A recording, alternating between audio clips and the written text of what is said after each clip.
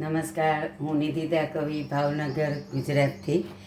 હવે એક દિવસ હું ગઈ અમારા બાજુના પ્રોવિઝન સ્ટોરમાં, તો મને ત્યાંથી વેદાંતનું ખમણ મિક્સ મળ્યું છે, રેડી મિક્સ, કે જે બાળકોને લંચ બોક્સમાં કે કોઈ પરદેશ હોય તો એમના માટે પણ મોકલવા માટે બહુ સારું પડે છે.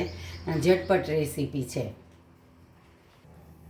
તો ચાલો આપણે એક બાઉલમાં આ ખમણ મિક્સ લઈએ છીએ. સુરતી ખમણનું તૈયાર જ આવે છે. તો 2 ચમચી જેટલું તેલ નાખ્યું છે અને 1 ચમચી જેટલી આદુ મરચાંની પેસ્ટ નાખીશ. હવે એને આપણે થોડું થોડું પાણી લઈ અને મિક્સ કરતા જવાનું છે.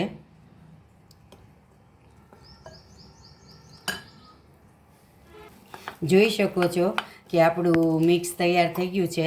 ઓલમોસ્ટ એમાં 300 ml જેટલું પાણી જાય છે અને આપણે ગેસ ચાલુ કરી દઈએ એટલે પાણી ગરમ થઈ જાય બાફવા માટે. જોઈ શકો છો કે આપણું બેટર તૈયાર છે.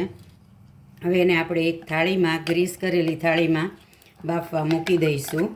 લગભગ 10 થી 12 મિનિટ માટે આપણે બાફવા મૂકવાનું છે. આપણું પાણી ગરમ થઈ ગયું છે અને સાથે આપણે થાળી અંદર બાફવા માટે મૂકી દઈશું. લગભગ 10 થી 12 મિનિટ માટે બાફવાની. તમે જોઈ શકો છો કે આપણી થાળી સરસ રીતે થઈ ગઈ છે.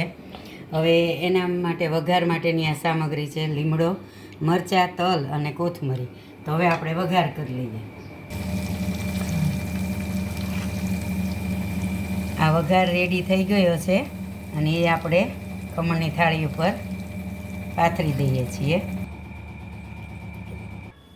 તો આ છે આપણા વેદાંત આટાના તૈયાર રેડી મિક્સ ખમણના લોટમાંથી બનાવેલા ખમણ. Thank you.